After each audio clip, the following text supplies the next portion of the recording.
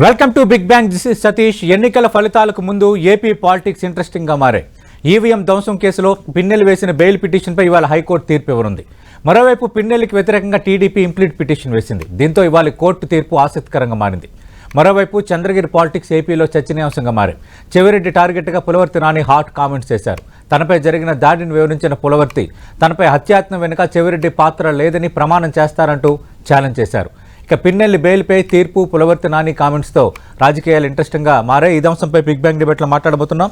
చర్చలో పాల్గొంటున్నారు వైఎస్ఆర్ కాంగ్రెస్ పార్టీ నేత, ఆ పార్టీ ఎర్రగొండపాలెం అభ్యర్థిగా మొన్నటి ఎన్నికల్లో పోటీ చేసిన చంద్రశేఖర్ గారు, అలాగే బయట నుంచి లైవ్లో పాల్గొంటున్నారు తెలుగుదేశం పార్టీ నేత, ఆ పార్టీ అధికార ప్రతినిధి విద్యాసాగర్ గారు తిరుపతి నుంచి లైవ్లో పాల్గొంటున్నారు.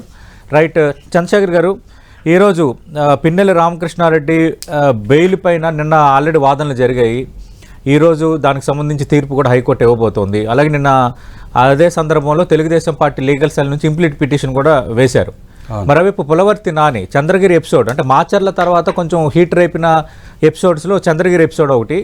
చెవిరెడ్డి భాస్కర్ రెడ్డి నాకు ఎవరికి ఎలాంటి అన్యాయం చేయాలన్న తలంపు నాది కాదని ఆయన మొన్న వివరణ ఇచ్చారు. లేదు, నాపై జరిగిన హత్యాయత్నం వెనుక కర్త కర్మ క్రియ ముగ్గురు అంతా కూడా చెవిరెడ్డి భాస్కర్ రెడ్డి అని నేను పులవర్తి నాని కొన్ని కామెంట్స్ చేశారు. అసలు ఏం జరుగుతుంది ఏపీలో, ఏం చెప్తారు సార్? ముందుగా మీకు ప్యానెల్లో ఉన్నటువంటి పెద్దలకి, 10 టీవీ ప్రేక్షకులకి, వీక్షకులకి శుభోదయం సార్. గుడ్ మార్నింగ్ అండి. మనం ఎలక్షన్స్ మొదలైనప్పటి నుంచి చూస్తున్నాం.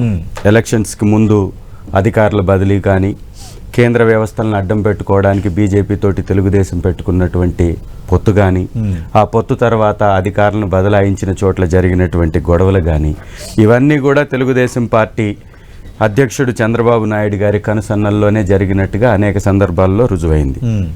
నిన్న హైకోర్టులో వాదనల సందర్భంగా కూడా మీరు చూస్తే 23వ తారీఖు పిన్నెల్లి గారికి బెయిల్ వస్తే దానికి ముందే కేసులు కట్టినట్టుగా ఈ యొక్క అశ్విని కుమార్ అనేటటువంటి వ్యక్తి పీపీ గారు కాకుండా పోలీసుల తరఫున ఒక ప్రైవేట్ వ్యక్తి, హైకోర్టు చరిత్రలో ఒక జీవో లేకుండా, ప్రభుత్వ అనుమతి లేకుండా ఒక ప్రైవేట్ వ్యక్తి పోలీసు వారికి అనుకూలంగా వాళ్ళు వాదించినటువంటి చరిత్ర లేదు. అది మొన్న జరిగింది. ఆ తర్వాత నిన్ను మళ్ళీ అతను అటెండ్ అవ్వలేదు, పీపీ గారు అటెండ్ అయినట్లున్నారు. అంటే ఒక కేసు కట్టకపోయినా కూడా కట్టినట్టుగా ఒక జడ్జిమెంట్ వచ్చిన తర్వాత, బెయిల్కి సంబంధించినటువంటి జడ్జిమెంట్ వచ్చిన తర్వాత 23వ తారీఖు జడ్జిమెంట్ వస్తే 22వ తారీఖునే కేసులు పిన్నెల్లి గారి మీద హత్యాయత్న కేసులు లాంటివి ఒక 3 కేసులు కట్టినట్టుగా వారు రికార్డ్స్లో చూపించారు. ఆ తర్వాత హైకోర్టు వాదనల సందర్భంగా మీరు ఆ రికార్డ్స్ని పొందుపరచండి, చూపించండి అని కోర్టు అడిగినప్పుడు నాలుగు ఖర్చుకున్నటువంటి అధికారులు 22వ తారీఖు మేము కట్టలేదు, 23వ తారీఖు కట్టామని ఆ రికార్డ్స్ తీసుకొచ్చి చూపించారంటే ఎలాంటి దుర్మార్గం, ఎలాంటి ఈ యొక్క రికార్డ్స్ని బదలాయించేటటువంటి ప్రయత్నం, తారుమారు చేసేటటువంటి ప్రయత్నం జరిగిందో అది మరొకసారి రాష్ట్ర వ్యాప్తంగా ప్రజలందరూ చూశారు. హైకోర్టే విస్మయం కనబరిచినటువంటి పరిస్థితి ఉంది. ఇదంతా కూడా కావాలని చంద్రబాబు నాయుడు గారు ఎన్నికల్లో ఓడిపోతాడు కాబట్టి ఏదో ఒక రకంగా గొడవలు చేసి అడ్డుకొని ఆ గొడవల్లోనే వారి యొక్క నాయకుల్ని ముందుకు నడిపించేసి ఎస్సీ ఎస్టీ బీసీలని ఓటర్ల దాకా రాకుండా, ఓట్లు వేయకుండా అడ్డుకునే ప్రయత్నం చేశారు. అయినా కూడా విఘ్నులైనటువంటి ప్రజలు పెద్ద ఎత్తున తరలి వచ్చారు, ఓట్లు వేశారు. అయినా కూడా కొన్ని చోట్ల ఈ తెలుగుదేశం మూకలు అధికారులను అడ్డం పెట్టుకొని, పోలీస్ వ్యవస్థను అడ్డం పెట్టుకొని కొన్ని చోట్ల రిగ్గింగ్లకు కూడా పాల్పడ్డారు. దావుదాంతంలోనే పిన్నెల్లి గారికి సంబంధించిన విషయంలో చాలా తప్పు జరిగిపోతుంది. ఈవీఎంలో వీళ్ళు రిగ్గింగ్ పాల్పడుతున్నారు, ఎస్సీ ఎస్టీ బీసీలని కొడుతున్నారు, బయట లోపలికి పోకుండా అడ్డుకుంటున్నారని పదే పదే పోలీసులకు వివరించినా ఏ పోలీసులు అక్కడికి వెళ్ళి సరైనటువంటి భద్రత అక్కడ ఏర్పాటు చేయకపోవడంతో పెద్ద ఎత్తున ఓట్లు తెలుగుదేశం పార్టీ వారే వేసుకుంటున్నది గమనించినప్పుడు వారు ఆ ఈవీఎం మీద దాడి చేసినటువంటి ప్రయత్నం చేశారు. చట్టబద్ధంగా కోర్టుకు వెళ్లారు, స్టే తెచ్చుకున్నారు. మళ్ళీ పోలీసులు ఎందుకు వారి మీద అక్రమంగా కేసులు పెట్టి, లేని కేసుల్ని ఉన్నట్టుగా చూపించి, కట్టనటువంటి కేసుల్ని కట్టినట్టుగా చూపించి ఎందుకు చూపిస్తున్నారు అంటే ఇది కావాలని చేస్తున్నటువంటి ప్రక్రియ. సేమ్ అదే ప్రక్రియని అక్కడ చెవిరెడ్డి భాస్కర్ రెడ్డి గారి కుమారుడు గెలుస్తున్నాడు అనేది చూసినటువంటి పులవర్తి నాని గారు ఏదో ఒక విధంగా అలజడి సృష్టించేటటువంటి ప్రయత్నం ఎలక్షన్ రోజు చేశారు, ఎలక్షన్ తర్వాత చేశారు, కంటిన్యూ చేస్తూనే ఉన్నారు. చెవిరెడ్డి భాస్కర్ రెడ్డి గారు ప్రకాశం జిల్లాలో ఎంపీగా పోటీ చేశారు. వారు ఆ పనిలో బిజీగా ఉంటే ఎక్కడ వారి కుమారుడు గెలిచిపోతాడనేటటువంటి భయంతో ఈ తెలుగుదేశం పులవర్తి నాని గారు చేస్తున్నటువంటి హడావుడి తప్ప దీనిలో చెవిరెడ్డి భాస్కర్ రెడ్డి గారికి ఎలాంటి ప్రమేయం లేదు. అలా చేయాల్సినటువంటి అవసరం ఖచ్చితంగా మా పార్టీకి లేదు. చేసినటువంటి గొడవలన్నింటినీ ఒకసారి కానీ గమనిస్తే తెలుగుదేశం పార్టీకి ఆ కమ్యూనిటీ ఒక కమ్యూనిటీ బలమైనటువంటి కమ్యూనిటీ కమ్మ కమ్యూనిటీ సామాజిక వర్గం ఎక్కడైతే ఎక్కువ మద్దతుగా ఉందో అక్కడ మాత్రమే గొడవలు జరిగాయి. ఒకసారి గమనించండి, గొడవల్లో పాలు పంచుకున్నటువంటి వ్యక్తులు కూడా సేమ్ కమ్యూనిటీకి సంబంధించినటువంటి వ్యక్తులే. మరి కొన్ని ప్రాంతాల్లోనే, అది కూడా తెలుగుదేశానికి బలమైనటువంటి సామాజిక వర్గం ఉన్న ప్రాంతాలలోనే ఆ వ్యక్తులే గొడవలు చేశారంటే కావాలని చంద్రబాబు నాయుడు గారు ఎలక్షన్స్ కు ముందే వీరందరికీ కూడా ఒక పక్కా ప్రణాళికతోటి ఎలక్షన్స్ ని ఈ విధంగా అడ్డుకోండి, ఓట్లను వేయకుండా ఈ విధంగా అడ్డుకోండి, ఎస్సీ ఎస్టీ బీసీ మైనారిటీల ఓట్లు గాని పడితే ఖచ్చితంగా మనం ఓడిపోతామనేటటువంటి ఒక కుబుద్ధితో చేసినటువంటి ప్రయత్నం తప్ప ఇంకోటి కాదు. రైట్. విద్యాసాగర్ గారు, ప్రతి సంఘటన వెనక ఒక కాన్స్పిరసీ ఉంది, దాని వెనక టీడీపీ కుట్ర ఉందని చంద్రశేఖర్ గారు ఆరోపిస్తున్నారు. నిన్న పిన్నెల రామకృష్ణారెడ్డి బెయిల్ పిటిషన్ సందర్భంగా కూడా కేసులు నమోదు చేయడం, రికార్డులకు సంబంధించి డేట్లపై కొంత గందరగోళానికి గురైన నేపథ్యాన్ని కూడా ఇప్పుడు గుర్తు చేస్తున్నారు. గుడ్ మార్నింగ్ సతీష్ గారు. నమస్కారం. గందరగోళం ఏముంది అంటే ఎఫ్ఐఆర్ తర్వాత కట్టకూడదు ఎక్కడ చెప్పు రూల్ ఏమైనా ఉందా? కట్టకూడదని రూల్ ఏం లేదే. ఎఫ్ఐఆర్ ఎప్పుడు చేయాలో ఎప్పుడు చేయకూడదు అనేది వైసీపీ వాళ్ళు చెప్తారా? సంఘటనలు జరిగినాయా లేదా అనేది మాత్రం ముఖ్యం. ఎఫ్ఐఆర్ ఎప్పుడు కట్టారు లేదు అనేది అది ఇమ్మెటీరియల్.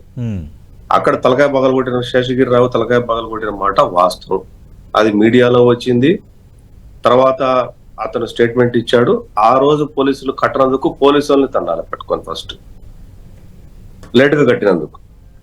అట్లాగే మాణిక్యాలరావు నిన్న కంప్లైంట్ ఇచ్చిన మాణిక్యాలరావు వాళ్ళ కుటుంబాన్ని వేధించినందుకు ఎట్లా ఇస్తారండి పోలీసులు స్టేట్మెంట్? అన్నోన్ పర్సన్స్ అని ఎట్లా ఇస్తారు? ఆ కారణం చేతనే కదా ఇప్పుడు కేసులు కడుతున్నారు. ఇప్పుడు కదా కళ్ళు తెరిచింది పోలీసు వాళ్ళు. సంఘటన జరిగిందా, నిజమా అబద్ధమా, that is only the fact. FIR ఎప్పుడు కట్టారు, ఆ డేట్ ఎప్పుడు కట్టారా, ఈ డేట్ గా, దట్ ఈస్ ఇమ్మెటీరియల్. అది దానికి సంబంధం లేదు. అది భయపడి భయప్రాంతులకు గురైపోయి కన్ఫెషన్ స్టేట్మెంట్ ఇచ్చేదానికి దిక్కు మొక్కు లేరు ఆ జిల్లాల్లో, ఆ ఊర్లలో, ఆయా పోలింగ్ స్టేషన్స్ లో. దిక్కు మొక్కు లేనప్పుడు కదా ఇనిషియేట్ తీసుకుని, ఎవరో ఇనిషియేట్ తీసుకునింది, ఇనిషియేట్ తీసుకున్న తర్వాత కదా ఎఫ్ఐఆర్ అవుతున్నది. What is wrong? అంటే కోర్టుకి పోలీసులు తప్పుడు సమాచారం ఇచ్చారని వైసీపీ ఎగ్జాంపుల్ తో సహా చెప్తోంది. పిన్నెల విషయం, కోర్టుకు పోలీసులు తప్పుడు సమాచారం ఇచ్చారు, హైకోర్టు కూడా విస్మయం వ్యక్తం చేసిందని చంద్రశేఖర్ గారు ఇందాక చెప్పారు. వాళ్ళు మాట్లాడతారు, డేట్ ఆఫ్ ది ఎఫ్ఐఆర్ గురించి మాట్లాడుతున్నారు వాళ్ళు. That is immaterial. Date of the FIR is none of business. అందులో తర్వాత ఈ రోజు క్రైమ్ లో ఉన్నాడు అని తెలియకపోవచ్చు, ఒక 10 రోజుల తర్వాత తెలియచ్చు, నెల తర్వాత తెలియచ్చు, సంవత్సరం తర్వాత తెలియచ్చు, తర్వాత ఛార్జ్ షీట్ ఫైల్ చేయొచ్చు. లేనోళ్ళను ఎఫ్ఐఆర్ అయినా కూడా తీసేయచ్చు. That is a part of the procedure. అంటే అంతా వీళ్ళు చెప్పినట్టు జరగాల? ఇన్ని రోజులు వీళ్ళు చెప్పినట్టు రాజ్యం వెళ్ళిందనుకో ఇప్పుడు వీళ్ళు చెప్పినట్టు జరగనందుక వీళ్ళకి అంత ఆక్రోశం ఏమైనా? వీళ్ళకి ఆవేశాలు అంత వస్తున్నాయి. తీసుకోండి, సస్పెండ్ అయినటువంటి ఎవరైతే అధికారులు ఎవరైతే ఉన్నారో లోయర్ గ్రేడ్ ఎస్పీలు కాకుండా మిగతా వాళ్ళు మొత్తం అంతా కింద ఉన్న వాళ్ళు తీసుకోండి. ఏ సామాజిక వర్గమైనటువంటి ఆఫీసర్స్ ఇక్కడ ఒక్క తిరుపతిలోనే 14 మంది లోయర్ గ్రేడ్ ఆఫీసర్స్ సస్పెండ్ అయితే, 14 మంది సస్పెండ్ అయితే అందులో 11 మంది రెడ్డి సమాజానికి చెందినటువంటి వాళ్ళు. ఎవరు? ఎస్పీకి విచారణలు, సిట్ విచారణలో తేరి ఎస్పీకి తప్పుడు సమాచారం ఇచ్చారు, ఇన్ఫర్మేషన్ ప్రాపర్ గా ఇవ్వలేదు, ఉన్న బలగాలను కూడా లేనట్టు చూపించారు. నిన్న మల్లికా గర్గ్ అనుకుంటాను, అనంతపూర్ ఎస్పీ, ఆమె నిన్న స్పెషల్ ఫోర్సెస్ సంబంధించి additional SP is also belongs to Reddy community. ఆయన కూడా రెడ్డి కమ్యూనిటీయే. ఉన్న ఫోర్స్ లేదు, పంపలేదు తాడిపత్రికి. ఫోర్స్ పెట్టుకొని పంపలేదు. అదే సిట్ నివేదిక తెలియంది, అందుకోసం సరెండర్ చేసిన డీజీపీకి. వీళ్ళంతా ఏ సమాజానికి సంబంధించిన వాళ్ళు? అరే ఆర్టీఓ నిశాంత్ రెడ్డి తిరుపతి, ఒక గన్మెన్, అభ్యర్థి గన్మెన్ ఫైర్ ఓపెన్ చేశాడు. ఫైర్ ఓపెన్ చేసి ప్రపంచానికి అంతా తెలుసు, మీడియాలో మొత్తం వచ్చింది. ఫైర్ ఓపెన్ చేసి సుధాకర్ రెడ్డి దాడి చేసిన వ్యక్తుల్లో మొట్టమొదటి వ్యక్తి. గాలి సుదర్శన్ అంటే సంథింగ్ పేరు, అతను రెడ్డి. వీళ్ళే బ్యాచ్ మొత్తం కమ్యూనిటీ బ్యాచ్, పర్టికులర్ గా రెడ్డి కమ్యూనిటీకి సంబంధించిన బ్యాచ్. పులిపర్తి నాని మీద దాడి చేస్తే ఫైర్ ఓపెన్ చేస్తే ప్రపంచానికి అంతా తెలుసు. ఆయన ఓపెన్ చేస్తే ఒక వ్యక్తికి బుల్లెట్ దిగింది. ఆ వ్యక్తి చెన్నైలో ట్రీట్మెంట్ తీసుకుంటున్నాడు.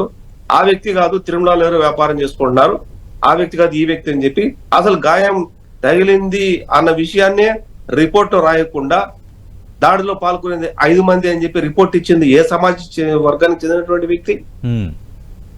కులాల గురించి మాట్లాడాల్సి రావడమే దౌర్భాగ్యం అండి అసలు సమాజంలో. కులాల గురించి మాట్లాడటం ఆ సామాజిక వర్గం ఈ సామాజిక వర్గం అని తీసుకుందామా లిస్టు? 1200 మంది నామినేటెడ్ పోస్ట్ 900 మంది ఏ సమాజ వర్గానికి చెందిన వ్యక్తులు తీసుకుందామా? శ్రీకాకుళం నుంచి కర్నూలు వరకు. ఆంధ్రప్రదేశ్ ఈ పరిధి ఎప్పుడో దాటేసాయి రాజకీయ పార్టీలు. ఈ కులాల ప్రస్తావన, సామాజిక వర్గాల ప్రస్తావన అనేది ఆంధ్రప్రదేశ్ లో ఒక సింపుల్ ఇష్యూ అయిపోయింది. తెలంగాణలో తరహా వాతావరణం లేదు. సతీష్ గారు సమాజానికి ఈ మన నాగరికం అనుకున్నటువంటి ఈ సమాజంలో కులాల గురించి మాట్లాడుకుంటే దౌర్భాగ్య పరిస్థితి రావడానికి అందరూ సిగ్గుపడాలి. మనమంతా కూడా ఇంక్లూడింగ్ ప్యానలిస్ట్ మీరు, ఆయన చంద్రశేఖర్ గారు గాని నేను గాని సిగ్గుపడాల. ఎందుకంటే కులాల గురించి మాట్లాడటం ఇప్పుడు ఆయన మాట్లాడారు, నేను మాట్లాడాల్సి వస్తుంది. తీసుకుందామా శ్రీకాకుళం నుంచి కర్నూలు వరకు? మనం అది చాలా సందర్భాలు మాట్లాడుకున్నాం. ఇప్పుడు కూడా చంద్రశేఖర్ గారు మాట్లాడిన దానికి మీరు వివరణ ఇచ్చారు. అంటే ఇక్కడ ఏంటంటే పులవర్తి నాని గారు మీ పార్టీ అభ్యర్థి కొన్ని కామెంట్స్ చేశారు. అయితే మన చెవిరెడ్డి భాస్కర్ రెడ్డి కారుపై పులవర్తి నాని కారుపై దాడి జరిగింది, దాన్ని మాత్రం నేను కూడా ఖండిస్తున్నాను. పులవర్తి నానిని నేను 5 ఏళ్ళు ఎక్కడ టార్గెట్ చేయలేదు. వ్యక్తిగతంగా నాకు ఆయన ప్రత్యర్థి మాత్రమే, శత్రువు కాదు, నా తత్వం అది కాదని మొన్న ఆయన వివరణ ఇచ్చారు. అసలు దాడి జరగకుండా ఆయనపై దాడి జరగకుండా ఆయనకి గాయాలు ఎలా అయ్యాయి అనేది వాళ్ళు ప్రశ్నిస్తుంది. లేదు దాడి జరిగింది, వీళ్ళు దాడి చేస్తేనే గాయాలు అయ్యాయి అనేది మీ పార్టీ అభ్యర్థి చెప్తోంది. నేను అట్లా సతీష్ గారు నేను చెప్పడం ఏంటండి, కళ్ళకు కట్టినట్టు మీరు చెప్పడం కాదు సార్. నేను పులవర్తి నాని కామెంట్స్ మీ నోటీస్ లో పెడుతున్నాను. మీ పార్టీ అభ్యర్థి కామెంట్స్. పులవర్తి నాని మా అభ్యర్థి నాని గారి మీద జరిగేది ప్రపంచానికి అంతా చూసింది. ఫైర్ ఓపెన్ చేశారు. అంతకు ముందు రోజు బ్రాహ్మణపల్లి అనుకుంటా, బ్రాహ్మణపల్లి ఒక చోట, రామిరెడ్డి గారి పల్లి ఒక చోట, ఇంకో చోట కూచివారిపల్లి ఒక చోట, 3 చోట్ల. ఈ చోట అసలు ఆ గ్రామాల్లోకి అభ్యర్థి మోహిత్ రెడ్డి అంత రాత్రిపూట రావడం ఎవరు రమ్మన్నారు? అక్కడ ఎందుకు వెళ్ళారు? ఆయన వెళ్ళారు కాబట్టి కదా ఫైర్ ఓపెన్ జరిగింది అక్కడ. ఆయన వెళ్ళారు కాబట్టే కదా ఆ గ్రామాల్లో కక్షలు కార్పణ్యాలు వచ్చాయి. 8 మందికి తలలు పగలు కొట్టేశారు టీడీపీ వాళ్ళకి. This are all record. ఏదో మాకు సచివులు మేము చాలా పాలాభిషేకం చేయించుకున్నామని మాట్లాడితే అవుతుందా? Go to the record. Pinnelli Ramakrishna Reddy గురించి హిస్టరీ గురించి ఎవరికి తెలీదు. పిన్నెల్లి రామకృష్ణ హిస్టరీ జరిగింది వేరు, మేము చేస్తున్న ఆరోపణలు, మా అభ్యర్థులు చెప్తున్న మాటలు పూర్తిగా వాస్తవం. రెండోది, పిన్నెల్లి రామకృష్ణారెడ్డి విషయంలో ఒక సంఘటన జరిగినప్పుడు ఎఫ్ఐఆర్ ఇప్పుడే పెట్టాలి, ఇప్పుడే పోలీసులు వివరాలు పొందుపరచాలని విచారణలో చాలా అంశాలు యాడ్ చేస్తూ వస్తారంటున్నారు. విచిత్రం సతీష్ గారు మీకు చిన్న కంక్లూజన్ ఇస్తాను. ఇప్పుడు మీకు తెలిసి ఏదైనా క్రైమ్ జరిగిందండి, మీరు చూసారు, ఆ సీన్ చూసారు, మీరు భయపడ్డారు, కన్ఫెషన్ స్టేట్మెంట్ ఇవ్వలేదు. ఒక 10 రోజుల తర్వాత పోలీసులు వచ్చి మేము మోటివేట్ చేస్తారు, లేకపోతే మీకే అనిపిస్తుంది ఎస్ నేను తప్పు చేశాను, మా పేరు చెప్పాలనిపిస్తుంది. 10 days తర్వాత మీరు చెప్తారు అవునండి నేను చూశాను, నేను ఇందులో నేను ఫలానా వ్యక్తి చేశాడు అని చెప్తాను. అంటే మీరు 10 రోజుల తర్వాత పేరు చెప్పకూడదు రూల్ ఎక్కడైనా ఉందా? అప్పుడే చెప్పాలి రూల్ ఎక్కడైనా ఉందా? బీయింగ్ వచ్చే పోలీస్ ఆఫీసర్, నేను చెప్తున్నా ఒక ఎఫ్ఐఆర్ లో Beijing police officer unknown person వచ్చేసి ఆ పగలగొట్టేశాడు, దీన్ని పగలగొట్టేశాడు అని చెప్పేసి ఆయన ఇచ్చుకునే పరిస్థితి సిట్టు వచ్చిన తర్వాత కదా వాళ్ళు స్టేట్మెంట్లు ఇచ్చింది. అవునండి మేము భయపడి మేము స్టేట్మెంట్ ఇవ్వలేకపోయామనేది. అరే ఆ ఈవీఎం పగలగొట్టింది నిజమావునా కాదా? శేషగిరి రావును కొట్టింది నిజమా కాదా? లేకపోతే మాణిక్యాల రావు అనే వ్యక్తిని ట్రై చేసి నిజమావునా కాదా? రిగ్గింగ్ జరగడం అవునా కాదా? హైకోర్టు దగ్గర హైకోర్టు దగ్గర ఈ డాక్యుమెంట్ పోయింది, ఈ డాక్యుమెంట్ గురించి గోల్ ఎందుకండి? జరిగిందా లేదా? విజయసాయి గారు ఒక్క నిమిషం. చంద్రశేఖర్ గారు సార్, విచిత్రం ఏంటంటే తెలుగుదేశం వారి వాదన ఎట్లుంటుందంటే, టీడీపీ అభ్యర్థి గుంతకల్లు, టీడీపీ జనసేన ఉమ్మడి అభ్యర్థి మధుసూదన్ గుప్తా గారు ఈవీఎం పగలగొట్టాడు. దాని మీద ఇంత చర్చ చేయరే? మీ టీవీల్లో చూపించరే? మీ పేపర్లలో రాయరే? వారి మీద కేసులు పెట్టరే? వారి మీద దాడి చేయరే? అంటే ఈవీఎం పగలగొట్టినటువంటి తెలుగుదేశం పార్టీ నాయకులకు సంబంధించినటువంటి ఎలాంటి కేసులు బయటికి రాలేదు, ఎలాంటి హడావుడి లేదు. ఆ పేపర్లలో లేదా ఆ యొక్క ఛానల్లో దాన్ని మొత్తాన్ని స్తబ్దతగా మూసివేశారు. అదే ఘోరం జరిగిపోతుంది, ఒక అభ్యర్థి యొక్క జీవితం నాశనం అయిపోతుంది. అక్కడ తెలుగుదేశం పార్టీ మూకలు పెద్ద ఎత్తున అక్కడ సమీకరించబడి ఎస్సీ ఎస్టీ బీసీలని ఓట్లు వేయకుండా అడ్డుకుంటున్నారంటే అక్కడ సెక్యూరిటీ కల్పించకపోగా ఈవీఎంలో ఓట్లు వారు వచ్చి వేసుకుంటుంటే అడ్డుకోకపోగా జరిగినటువంటి దాడినే పెద్ద పెద్ద అక్షరాలతోటి టీవీలలో వార్తలుగా రాసినటువంటి వీళ్ళు నిన్న పెట్టనటువంటి కేసుని పెట్టినట్టుగా ఎందుకు చూయించారు? హైకోర్టునే తప్పుదోవ పట్టించడానికి ప్రయత్నం చేశారంటే ఇది ఎంతటి దుర్మార్గం. ఎప్పుడో పెడతారో ఎలా అయినా పెడతారు అనేది వేరే విషయం. ఒక ఆఫీసర్గా వారు కూడా సమర్థించకూడదు. 22వ తారీఖు కట్టనటువంటి కేసుని కట్టినట్టుగా ఎందుకు చూపించారు?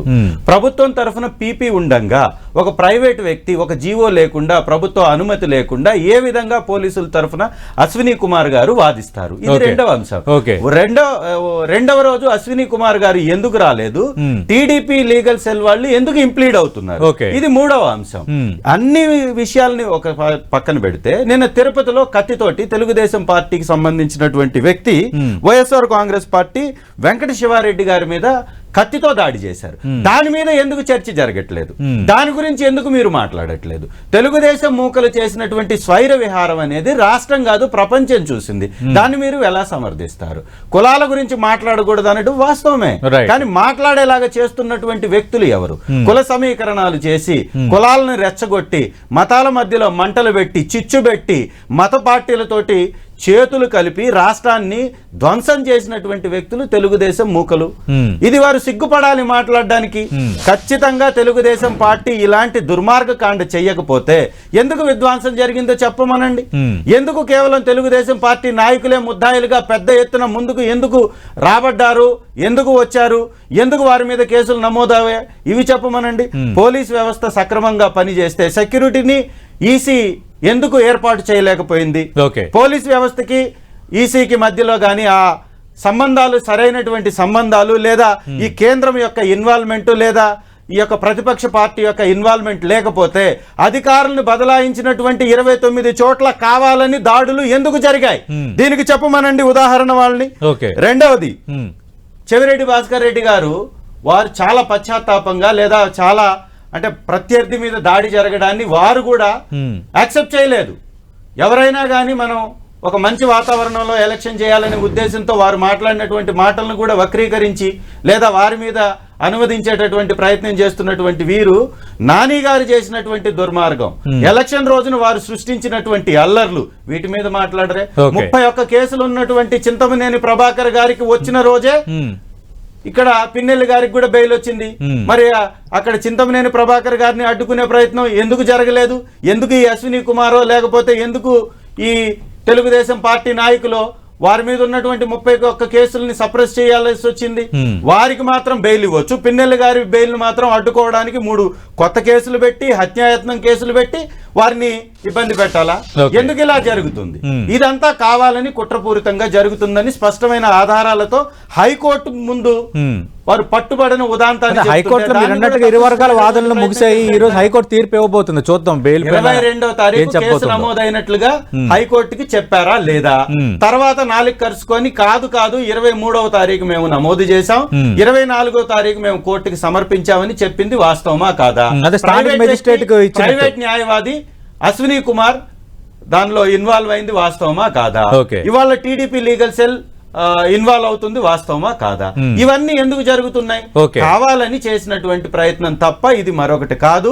వైఎస్ఆర్ కాంగ్రెస్ పార్టీని అడ్డుకోవడానికి, బ్లేమ్ చేయడానికి కేంద్ర సంస్థలైనటువంటి ఈసీని లేదా పోలీస్ వ్యవస్థల్ని అడ్డం పెట్టుకొని ఎలక్షన్స్ నడిపించడానికే బీజేపీ తోటి పొత్తు పెట్టుకున్నారనేది ఇది కనపడుతుంది.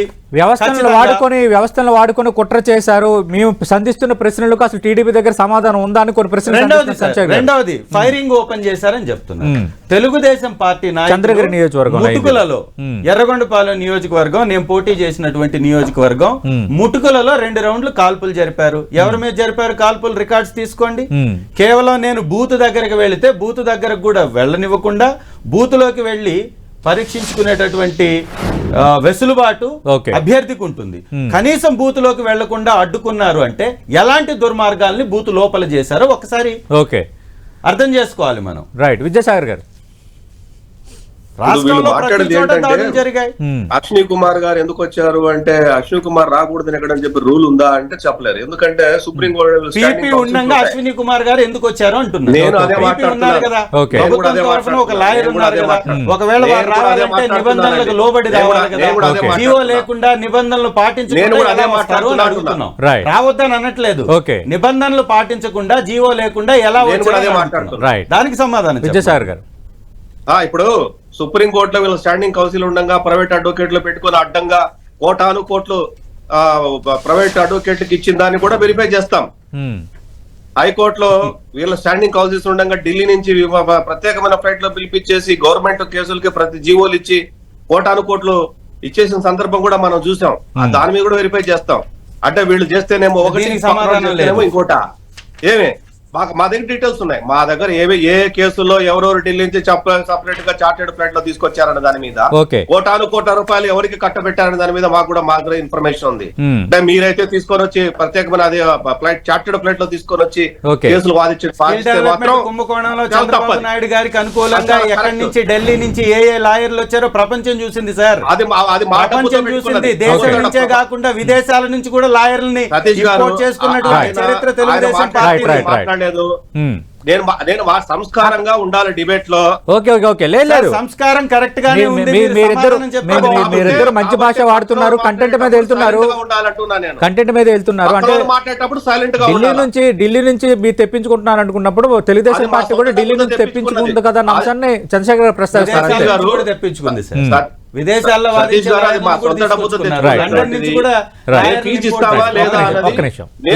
ఫీజు ఇస్తామా లేదా అనేది తీసుకుంటారా లేదా అనేది మా ఇద్దరి మధ్య సంబంధం. ప్రభుత్వం ఎన్ని కేసుల్లో చార్టెడ్ ఫ్లైట్ లో తీసుకొని వచ్చేసి గంటకు పే చేసిందో, ఎవరెవరికి అక్రమంగా జీవోలు ఇచ్చి ఎంత డబ్బులు కట్టబెట్టిందో గవర్నమెంట్ వచ్చిన తర్వాత మేము దాన్ని కూడా వెరిఫై చేస్తాము. నెంబర్ 1 ఈయన చెప్తున్నారు పోలిపర్తి చెవిరెడ్డి భాస్కర్ రెడ్డి గారంట చాలా ఆత్మ వేదనతో ఆయన బయటకు వచ్చి మాట్లాడారని మాట్లాడుతున్నారు. 5 ఏళ్లలో పులిపర్తి నాని గారి మీద పెట్టిన కేసులు 28 క్రిమినల్ కేసులు పెట్టారు ఆయన మీద. ఆయన సచివుడుగా ఆయన మాట్లాడతారు చెవిరెడ్డి భాస్కర్ రెడ్డి గారు. చెవిరెడ్డి భాస్కర్ రెడ్డి గారు తిరుపతి రూరల్ ప్రాంతంలో ఎన్ని గ్రాబింగ్ కేసులు చేశారు, ఎన్ని అక్రమాలు చేశారు, ఎంత భూమి ఆక్రమించుకున్నారు, ఎంతమందిని బెదిరించారు, రేపు పొద్దున ప్రభుత్వం వచ్చిన తర్వాత తేలుస్తాం. ఆ లెక్కలు కూడా తేలుస్తాం, ఇబ్బంది ఏం లేదు. ఇంకా పిన్నెల్లి రామకృష్ణారెడ్డి గురించి మాట్లాడుతున్నారు. పిన్నెల్లి రామకృష్ణారెడ్డి గురించి మాట్లాడితే అసలు నేను మాట్లాడేది ఏంటి, క్రైమ్ జరిగిందా లేదా అంటే దాని గురించి వదిలిపెట్టేసి హైకోర్టులో ఏ డేట్ లో ఎంత ఎవరెవరు ఫైల్ చేశారు, హైకోర్టు గురించి పక్కన పెట్టండి. క్రైమ్ జరిగిందా లేదా, ఈబీఎం పగలగొట్టారా లేదా అంటే జవాబు చెప్పరు. శేషగిరిరావు తల పగలగొట్టారంటే జవాబు చెప్పరు. ఆడోళ్ళని అడ్డుకున్నారు, బూతులు మాట్లాడారంటే జవాబు చెప్పరు. లేకపోతే మాణిక్యాలరావు కుటుంబాన్ని బెదిరించి కత్తి మీద పెట్టి ఏజెంట్ నుంచి చొక్కా పెట్టుకుని బయటికి ఈడ్చుకొచ్చారా లేదా జవాబు. అన్ని ప్రశ్నలకు సమాధానం నేను అడుగుతా చంద్రశేఖర్ గారిని. నేను ఒక్క నిమిషం ఇంకా ఉన్నాయండి. నిన్న జరిగిన ఇప్పుడు శ్రీకాకుళం నుంచి మనం కర్నూలు వరకు తీసుకుంటే డౌన్ స్ట్రీమ్ అంటే డిఎస్పీ దగ్గర నుంచి ఎస్ఐ వరకు ఏ సామాజిక వర్గానికి చెందినటువంటి ఆఫీసర్లు ఉన్నారు ఒకసారి లెక్కలు తీయమంటే దాని గురించి మాట్లాడరు. ఇప్పుడు సస్పెండ్ అయిన వాళ్ళు ఏ సామాజిక వర్గానికి సంబంధించిన వాళ్ళు సిట్ లో వాళ్ళ మీద విచారణ జరిగితే వాళ్ళు ఏ రకంగా బదిలీ అయినటువంటి ఆఫీసర్ కు సహాయ నిరాకరణ చేశారనేది సిట్ రూపంలో నిక్షిప్తమై ఉంది. అట్లాగే వాళ్ళు ఏ రకంగా తప్పుడు సమాచారం ఇచ్చారో బదిలీ అయినటువంటి ఆఫీసర్స్, ఏ రకంగా అక్కడ ఎగ్జిస్టింగ్ ఉన్నటువంటి ఆఫీసర్స్ ముఖ్యంగా స్పెషల్ బ్రాంచ్ డిపార్ట్మెంట్ గానీ ఆర్మ్డ్ ఫోర్సెస్ హెడ్స్ గానీ ఈ రకంగా సహాయ నిరాకరణ చేయడం కాకుండా తప్పుడు సమాచారం ఇచ్చి ఈ ఎవరు అక్కడ ఉన్నటువంటి అధికారులు వాళ్ళేం సస్పెండ్ అవ్వలేదు, వాళ్ళు కూడా రెడ్డి సమాజం సంబంధించిన వాళ్ళే. వాళ్ళు సమాజంలో హింసను చెలరే విధంగా వాళ్ళు ఏ రకంగా బిహేవ్ చేశారు, ఏ రకంగా బదిలీ అధికారులకు సహాయ నిరాకరణ చేశారు సిట్టు నివేదికలో ఉండాలి. అట్లాగే తిరుపతిలో 14 మంది ఆఫీసర్లు బదిలీ అయితే ఆల్మోస్ట్ 11 మంది రెడ్డి సమాజానికి సంబంధించిన వాళ్ళే. కడప జిల్లాలో తీసుకుందాం, లేకపోతే అక్కడ మనము పర్లాలో తీసుకుందాం, ఏ సామాజిక వర్గం చెందినటువంటి వాళ్ళు బదిలీ అయ్యారండి, ఏ సామాజిక వర్గం చెందిన వాళ్ళు సస్పెండ్ అయ్యారు. విజయసాగర్ గారు ఏమన్నా మాట్లాడారు, మీరు ఇందాక పిన్నెలకు సంబంధించి కొన్ని ప్రశ్నలు అందించారు. ఈ రోజు ఆయన బెయిల్ పై తీర్పు కూడా ఉంది కాబట్టి ఒకసారి దానిపై వైఎస్ఆర్ కాంగ్రెస్ పార్టీ వివరం తీసుకుందాం. కొన్ని ప్రశ్నలు సంధించారు పిన్నెల్లి రామకృష్ణారెడ్డికి సంబంధించి, అసలు క్రైమ్ జరిగిందా లేదా, దాడి చేశారా లేదా తెలుగుదేశం పార్టీ, దాని మీద ఎందుకు వైఎస్ఆర్ కాంగ్రెస్ పార్టీ కన్ఫర్మ్ కావట్లేదు అంటున్నారు నేతలు. ప్రశ్నకు ప్రశ్న సమాధానం కాదు. మేమేమంటున్నామంటే పిన్నెల్లి గారి మీద పెట్టినటువంటి కేసుల్ని ప్రపంచం చూస్తుంది. ఆయన బెయిల్ తీసుకున్నాడు, కేసుల్లో ఆయన ఇంప్లీడ్ అవుతున్నాడు, దానికి కోర్టుకి వారు హాజరవుతున్నారు. ఇదంతా ఒక చర్చ. మరి మధుసూదన్ గుప్తా మీద ఎందుకు కేసులు పెట్టారు? పెట్టలేదు. అసలు మధుసూదన్ గుప్తా పెట్టినటువంటి కేసుల్ని ఎందుకు ఈ విధమైనటువంటి ఇంత పెద్ద ఎత్తున చర్చ జరపట్లేదు? తెలుగుదేశం పార్టీ నాయకులు అనేక చోట్ల దాడులు చేశారు, గొడవలు చేశారు. నిన్న తిరుపతిలో కూడా విఘ్నత గురించి వారే మాట్లాడారు, మళ్ళీ వారే మాట్లాడుతున్నారు మధ్యలో. ఇప్పుడు నిన్న జరిగినటువంటి వెంకట శివారెడ్డి గారి మీద కత్తితో దాడి చేసినటువంటి తెలుగుదేశం వారి పైన ఎందుకు చర్యలు తీసుకోరు? ఇది మేము అడిగినటువంటి ప్రశ్న. దానికి సమాధానం చెప్పకుండా గిర్రున్న రౌండ్ గా తిప్పేస్తే కుదరదు. మూడవది, అన్నిటికంటే ఇంపార్టెంట్ గా మేమేమంటున్నామంటే, పిన్నెల్లి గారి కేసులో వారు ఆల్రెడీ కోర్టుని ఆశ్రయించి బెయిల్ తెచ్చుకున్నారు. పిన్నెల్లి గారి మీద ఉన్నటువంటి కేసులన్నీ, చింతమనేని ప్రభాకర్ గారి మీద ఉన్నటువంటి కేసులన్నీ, వీరి బెయిల్ రద్దు చేసి వీరిని కౌంటింగ్ దగ్గరికి వెళ్లకుండా అడ్డుకోవాలని ప్రయత్నం చేస్తున్నటువంటి ఈ తెలుగుదేశం ముఠా ఈ చింతమనేని ప్రభాకర్ గారి విషయంలో మాత్రం ఎందుకు ఆ విధమైనటువంటి వైఖరిని వారు అవలంబిస్తున్నారు? ఎన్ని కేసుల్లో ఆయన ముద్దాయి. ఏకంగా వనజాక్షి అనేటటువంటి ఎంఆర్ఓ గారి మీద దాడి చేసినటువంటి వ్యక్తి ఆయనకి టికెట్ ఇచ్చారు. నేరస్తుల్ని, ఈ సమాజంలో ఘోరాలు చేసేటటువంటి వ్యక్తుల్ని వీరి పక్కన కూర్చోబెట్టుకొని టికెట్లు ఇచ్చి వీరి దుర్మార్గ కాండ చేసి ఈ రకమైనటువంటి వాదనలు వినిపించడం అనేది వింతగా ఉంటుంది. వైఎస్ఆర్ కాంగ్రెస్ పార్టీ మీ కుటుంబాలకు మంచి చేస్తే, మీ కుటుంబాలకి ఈ రాష్ట్రానికి పార్టీ ద్వారా మేలు జరిగితే ఓటేమని అడిగారు? చరిత్ర మీకు ఉందా? చరిత్ర ఉందా మీకు?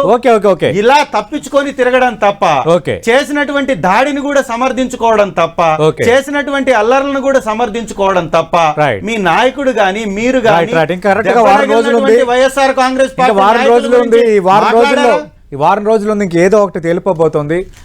థ్యాంక్ యూ విద్యాసాగర్ గారు, సమయం కూడా అయింది. థ్యాంక్ యూ చంద్రశేఖర్ గారు. మనం చూస్తున్నాం ఆంధ్రప్రదేశ్లో ఇంకా కౌంటింగ్కు వారం రోజులు మాత్రమే సమయం ఉంది. కానీ ఆంధ్రప్రదేశ్లో రగులుతున్న రాజకీయం అన్నట్టుగా చర్చ నడుస్తూనే ఉంది. పిన్నెల్లి రామకృష్ణారెడ్డి బెయిల్ పిటిషన్పై ఈరోజు హైకోర్టు ఏం చెప్పబోతుందన్నది ఒక కీలక అంశం అయితే, అటు చంద్రగిరిలో ఇంకా రాజకీయం మరింత వేడెక్కుతున్న వాతావరణం. మరి కౌంటింగ్ టైంకైనా ఏమైనా చల్లారుతాయా, లేదంటే ఇవే కొంత లీడ్ తీసుకుంటూ కౌంటింగ్ రోజు కూడా కొంత అవాంఛనీయ సంఘటనలకు ఏమైనా స్కోప్ కల్పిస్తాయా? అలాంటివి జరగకుండా ఉండాలని మనం కోరుకుందాం. చూద్దాం ఏం జరగబోతుందో. ఇది వాటి బిగ్ బ్యాంగ్ డిబేట్.